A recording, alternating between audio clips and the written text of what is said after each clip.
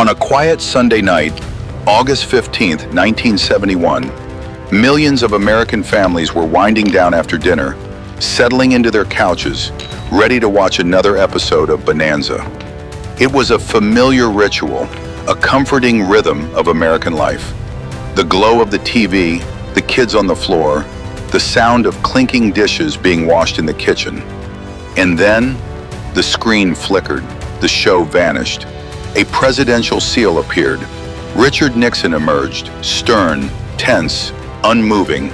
No intro music, no warning, just the President of the United States interrupting primetime television, looking straight into the eyes of an entire nation. In that moment, no one knew they were witnessing the single most important financial turning point in modern American history. Most people thought it was just another political update, but if you listen closely, if you really rewind that night, you'll hear one word that changed the value of every dollar Americans would earn from that moment on. Temporary. Nixon said he was taking the United States off the gold standard, temporarily. And for decades, most Americans accepted that word at face value. But here's the part almost nobody talks about. That temporary shift has lasted more than 50 years. And it didn't just reshape the dollar. It reshaped the middle class, the cost of living, the price of a home, the real value of a paycheck, and the financial future of every American family watching that broadcast. Most people think the story of 1971 is about economics, but the truth is, it's the story of trust. A moment when the most powerful office in the world broke a promise America had kept for generations. That $1 US was as good as gold. So the real question isn't just what happened that night, it's this. Why would the President of the United States, a man who understood the weight of his words, feel forced to break the most sacred financial promise the country had ever made? Why abandon the gold standard? Why close the gold window? Why disrupt the foundation of global money in the middle of an ordinary Sunday evening? Most Americans at the time didn't know the stakes, but looking back, the signs were everywhere. A war burning through billions, a growing social program with no budget to support it, foreign governments showing up, literally with warships, demanding real gold in exchange for American paper. And Nixon knew, if he didn't act that night, America was hours away from a humiliation that could have shattered the nation's financial credibility. But here's the twist. While Nixon sold the decision as protection for the American public, the deeper truth is far more complex, far more urgent, and far more connected to the rising cost of living you feel today. Because after August 15th, 1971, the dollar was no longer tied to reality. It was tied to politics. What began as a temporary announcement on a Sunday night became the foundation of every economic struggle Americans would face for the next half-century. So tonight, we rewind that broadcast. We break down what really pushed Nixon to that decision, and we uncover why that moment, more than any election, any war, any crisis, became the night the dollar turned into just paper.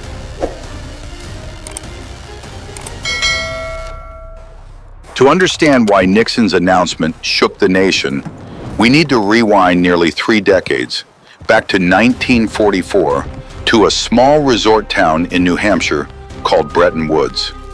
The world had just emerged from the deadliest war in human history. Cities were destroyed, currencies collapsed, and entire economies were hanging by a thread. Global leaders understood one thing. If they didn't rebuild a financial system grounded in stability, the next war would begin not with tanks, but with money. So representatives from 44 countries gathered in the summer heat, sitting in a hotel ballroom under chandeliers that had survived the Great Depression. And when the doors closed, a new world was born. Here's the part most people forget. At that moment, the United States held nearly 2/3 of the world's gold supply. No other nation came close. Europe was rebuilding. Asia was devastated. The US had become the financial anchor of the free world. Because America held most of the world's gold, the rest of the world settled on a pretty straightforward setup. Other countries tied the value of their money to the US dollar, and the US made a promise in return. Every single dollar could be exchanged for exactly $35 worth of gold. And this wasn't symbolic gold or some accounting trick. It was real, physical gold sitting in places like Fort Knox, ready to be handed over if any foreign government asked for it. It was elegant, predictable, almost unthinkably stable. And for the average American family, it worked. This was the era your parents and grandparents talk about with a kind of reverence. The time when one steady income could buy a home, a car, and raise a family. A dollar earned was a dollar that held its value. Prices barely moved. Saving money actually meant something. In many ways, the Bretton Woods system was like a beautifully engineered watch. Every gear fit perfectly. Every movement was calibrated.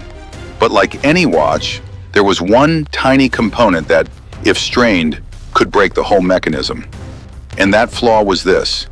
The United States could not print more dollars than it had gold to back them.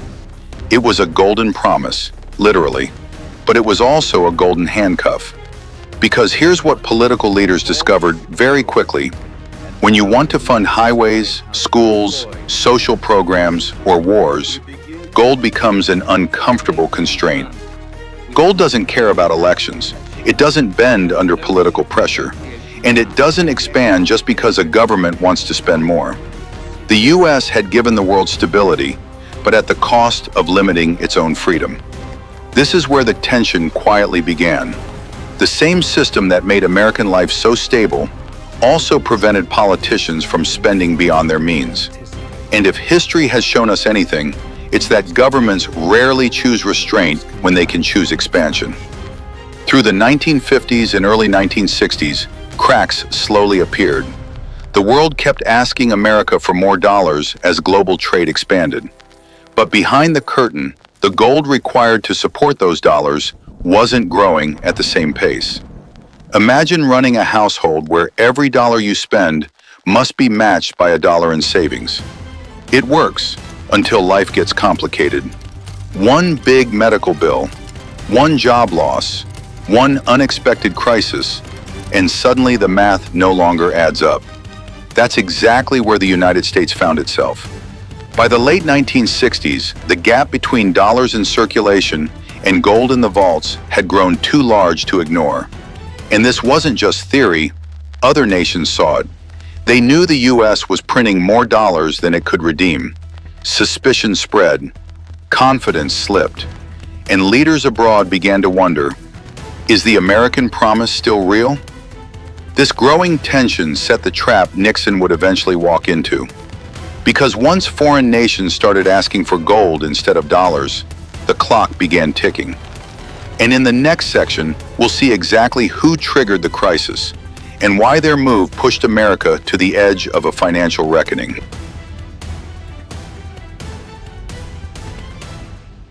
By the mid-1960s, the elegant Bretton Woods system, this gold-anchored world the U.S. had promised to maintain, began to crack under pressures no one in 1944 had fully imagined.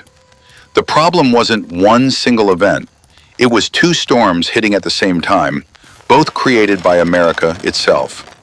The first storm was the war in Vietnam. Year after year, costs soared into the billions. It wasn't just the military spending, it was the logistics, the equipment, the deployment, the rebuilding, the promises. Wars may be fought with soldiers, but they're paid for with money, and Washington needed a lot of it. The second storm came from home. President Lyndon B. Johnson launched the Great Society, an ambitious effort to end poverty and racial injustice. Medicare, Medicaid, job programs, education funding. Noble goals, deeply American in spirit, but incredibly expensive. And instead of raising taxes or cutting elsewhere, the government took a shortcut. It printed money. So America was trying to pay for both guns and butter. A war overseas and a massive social transformation at home. And they were doing it with dollars that, under the rules of Bretton Woods, were supposed to be backed by gold. But the math didn't work anymore. Dollars were multiplying far faster than the gold to support them. For a while, the world looked the other way. After all, the US was the economic engine of the free world. But then, little by little, European nations began asking uncomfortable questions.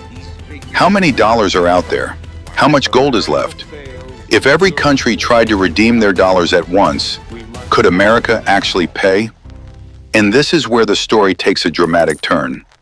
One man, French President Charles de Gaulle, decided he wasn't going to quietly play along. In his view, the United States was enjoying an unfair privilege, printing paper money that the rest of the world treated as good as gold, even though America no longer held the gold to match it. De Gaulle publicly accused the US of abusing its role in the global system. And then he did something that shocked Washington. He called America's bluff. In 1965, France sent a warship across the Atlantic, not a cargo ship, not a diplomatic vessel, but a fully armed naval ship, to deliver a message so blunt it could be heard around the world. We want our gold. French officials marched into the US Treasury and demanded to exchange their dollars for physical bars of gold. And under the rules of Bretton Woods, America had no choice. They had to open the vaults and hand it over. Other countries took note. If France didn't trust the United States, maybe they shouldn't either. Soon, Europe and even Japan began cashing in their dollars for gold.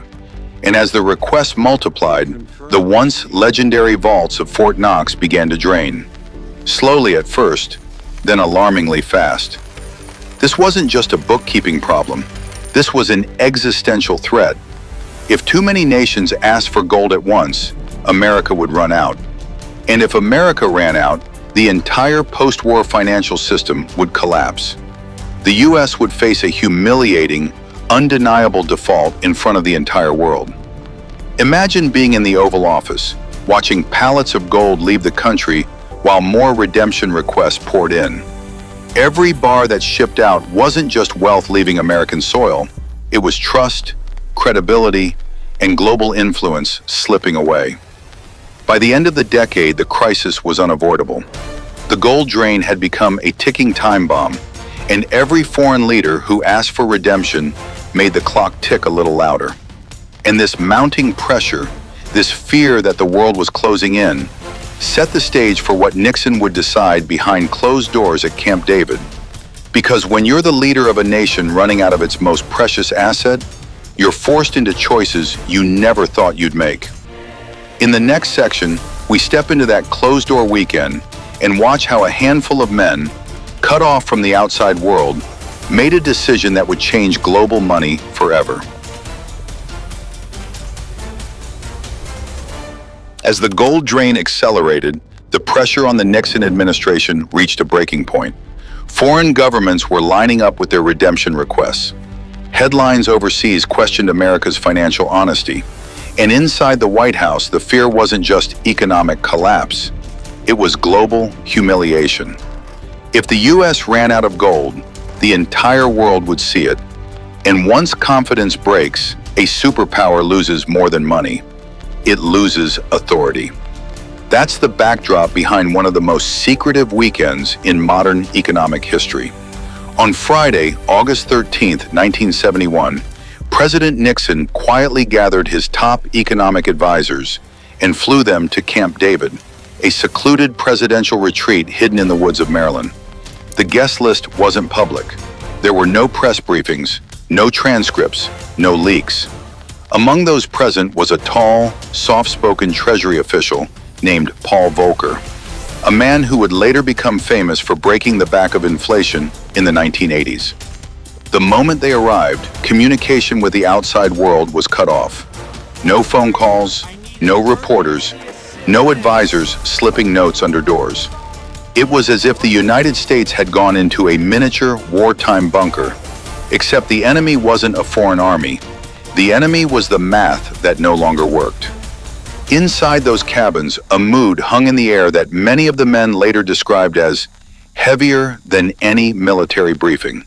They weren't just discussing a policy change, they were deciding the fate of the global financial system. And they knew whatever they chose would echo for generations. They faced two choices: The first was painful, unpopular, and politically toxic. Tighten America's belt. Cut spending, scale back the Great Society, rein in the war effort, accept slower growth, maybe even enter a recession. It would save the gold reserves, but at a political cost no president was willing to pay. Every advisor in that room knew that telling Americans, "We need to sacrifice," was the fastest way to lose an election. The second choice was unthinkable, at least on paper. Break the gold promise. Close the gold window. Tell the world that the United States would no longer redeem dollars for gold. In other words, default. Not officially, not legally, not publicly, but economically, that's exactly what it would be. Breaking the promise meant breaking Bretton Woods. It meant rewriting the rules of global money overnight. It meant admitting that America had created more dollars than it had gold to back them, which was true, but deeply embarrassing for a nation that prided itself on stability and strength. And yet, the more they talked, the more the truth cornered them. America couldn't afford both war and social programs while still protecting its gold supply. The drain wouldn't stop. The world wouldn't wait. And sooner or later, if they didn't act, the United States would face the worst fate any financial leader could imagine. Foreign governments storming the treasury asking for gold that wasn't there. So Nixon and his team made their choice. They would close the gold window, not as an act of desperation, but as a performance of strength. They would frame it not as America can't pay, but as America must protect the dollar from international speculators. They would take a moment of weakness and spin it as a patriotic defense of the nation's financial sovereignty. The phrasing, the timing, the tone, everything needed to be perfect. The administration knew the public wouldn't understand the technical details, but they would understand confidence. They would understand a president who looked firm, decisive, commanding. And that was the image Nixon planned to deliver. By Sunday afternoon, the plan was finalized. The script was written, the message crafted. The world would soon hear it live on television. And the financial system every American had lived under since World War II would come to an end with a single word that sounded harmless, almost casual, temporary. But the deeper question remains, what happened next? How did the world react when the dollar lost its golden anchor? And how did this temporary move unleash the chaos that would define the 1970s? That's where we're headed next, because the moment Nixon closed the gold window, a new kind of money was born.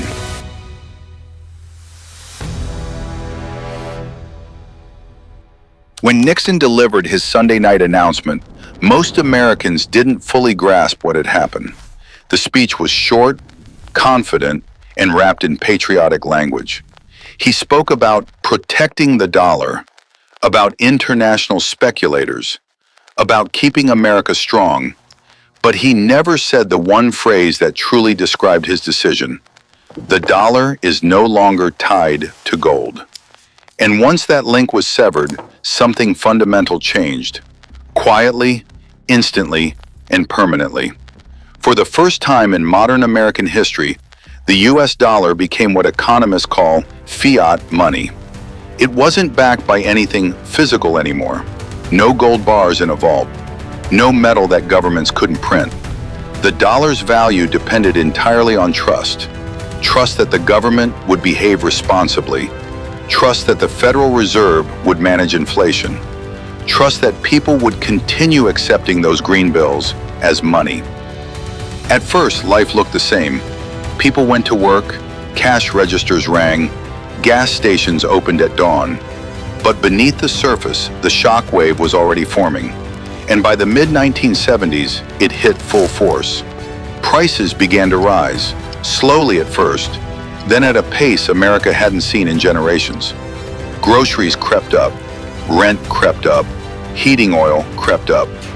Then came the moment that changed everything. The oil crisis. In 1973, OPEC cut production, and the price of oil skyrocketed. Overnight, gas lines stretched for blocks. Drivers sat in their cars for hours, hoping there would still be fuel by the time they reached the pumps. And when they finally got to the front, many stations had signs reading, "Sorry, out of gas." It wasn't just oil. Meat prices exploded. Basic necessities doubled. For the first time, Americans felt a strange, unsettling new reality. Your paycheck might not go as far next month as it did this month. Economists have a word for this nightmare: stagflation, rising prices combined with a slowing economy. Before the 1970s, textbooks said it couldn't happen. It defied theory. But it happened in real life, and it hit working families the hardest. People who had done everything right, saved responsibly, bought homes, planned for the future, suddenly found that their dollars were worth less and less. A sense of betrayal spread, not because Americans hated change, but because they felt the rules had been rewritten without their consent. And Nixon, desperate to show he was still in control, made a fateful move. Instead of addressing the root problems, overspending, money supply growth, the broken link to gold, he tried to freeze the symptoms. He imposed nationwide price controls, ordering businesses to stop raising prices. On paper, it sounded like relief. In reality, it created chaos. If stores couldn't raise prices, they simply stopped stocking goods. If suppliers couldn't charge enough to break even, they stopped producing. Shelves emptied, gas stations shut down, black markets sprang up. The government was trying to fight economics with politics, and losing. It was a classic lesson, one that older Americans still remember vividly. You can suspend the price, you can't suspend reality. By the late 70s, inflation was so out of control that it became the #1 issue in the country. Presidents came and went. Policies changed. Nothing worked. The era that had once been defined by stability, cheap mortgages, reliable savings, predictable wages, had vanished in just a few years. And yet, out of this chaos, something unexpected emerged: a geopolitical gamble that would rescue the dollar and reshape the world once again. Because if the US dollar could no longer be tied to gold, it needed something else. Something powerful. Something every nation needed, whether they liked America or not. In the next section, we're going to explore the bold, behind-the-scenes deal that turned the dollar into the center of global energy and gave birth to the petrodollar system that still shapes world politics today. When America cut the dollar loose from gold, the world didn't immediately fall apart, but the ground beneath the global economy became dangerously unstable. Without gold, the dollar was just paper backed by trust. And trust, especially in geopolitics, can evaporate overnight. Washington knew it, Wall Street knew it, and foreign governments definitely knew it. So the question became, how does a superpower stay a superpower when its money is no longer anchored to anything real? The answer arrived not from a textbook, but from one of the most strategic minds in American diplomacy, Henry Kissinger. The year was 1974. The Middle East had just shaken the world with the oil embargo.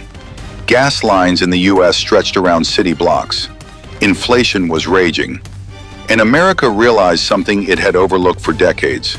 Whoever controlled the flow of oil controlled the flow of global power. Kissinger saw an opportunity hidden inside the crisis. If the dollar couldn't be backed by gold, maybe it could be backed by something even more essential, something no modern nation could live without. And so began one of the most influential and least understood negotiations of the 20th century. Behind closed doors, Kissinger struck a deal with Saudi Arabia, the kingpin of global oil. The agreement was simple on paper, but world-changing in reality. The US would guarantee military protection for the Saudi royal family: fighter jets, intelligence, weapons, security. In return, Saudi Arabia would do one thing: sell its oil only in US dollars. Not francs, not yen, not pounds, just dollars. And because Saudi Arabia was the most powerful member of OPEC, the rest of the oil-producing world followed. Within a few years, something extraordinary happened. The dollar became the mandatory currency for the world's most important commodity. If you were Japan and needed oil, you had to buy dollars. If you were Germany, buy dollars. Brazil, dollars.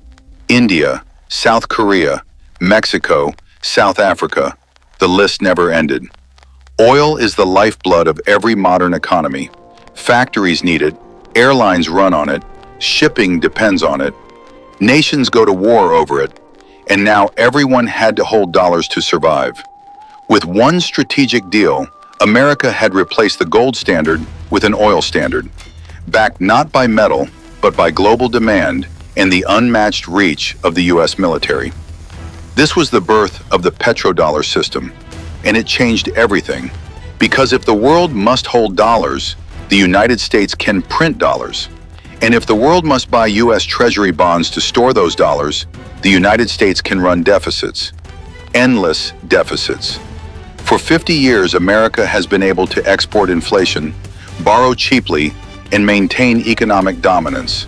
Not because of gold, but because every car, every airplane, every power plant, every cargo ship across the globe relied on a currency only the United States could create. It was one of the greatest financial pivots in history, a geopolitical masterstroke that turned a moment of weakness into half a century of power. But masterstrokes don't last forever.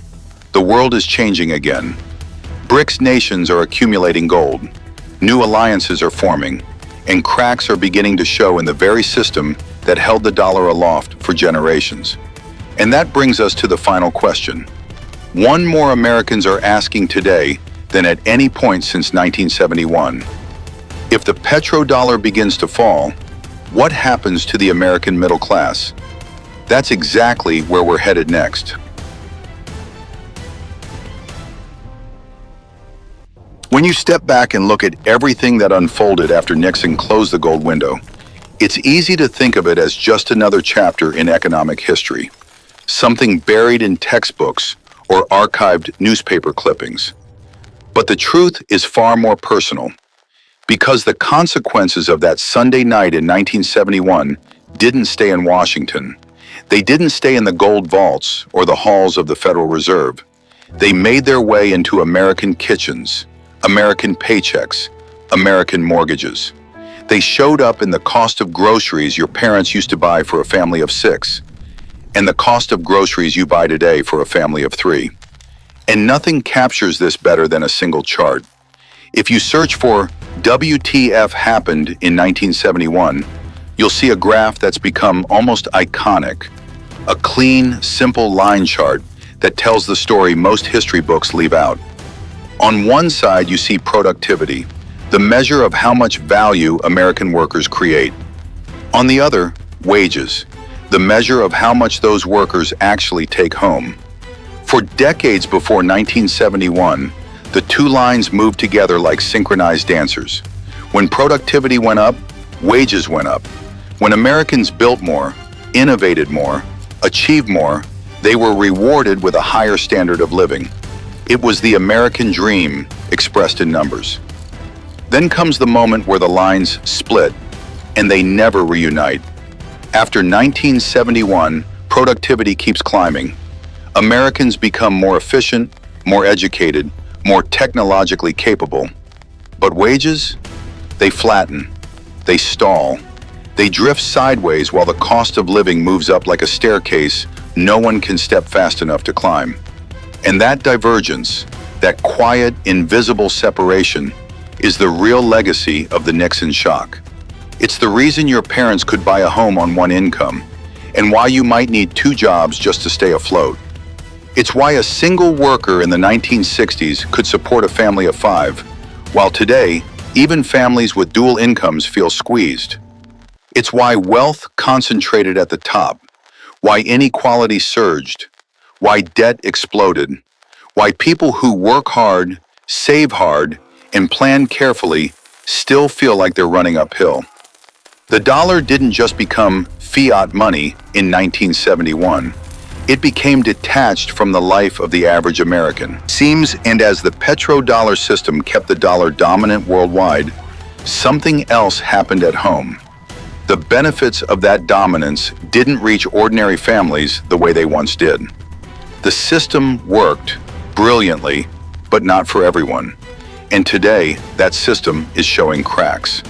BRICS nations are buying gold. New alliances are forming. Energy markets are shifting. The world is quietly asking the same question France asked in the 1960s. What is the dollar really backed by? If history has taught us anything, it's that when the foundation of a monetary system starts to shake, the effects ripple through every household long before the news headlines catch up. Which leaves us with the question that matters most. One every American, especially those who lived through the 70s, knows instinctively. If 1971 reshaped the world once, could it happen again? That's what we'll explore in the next episode. The petrodollar is weakening. Global power is shifting. And another turning point may be on the horizon. Subscribe, stay curious, and join me as we break down the next move on the world's financial chessboard.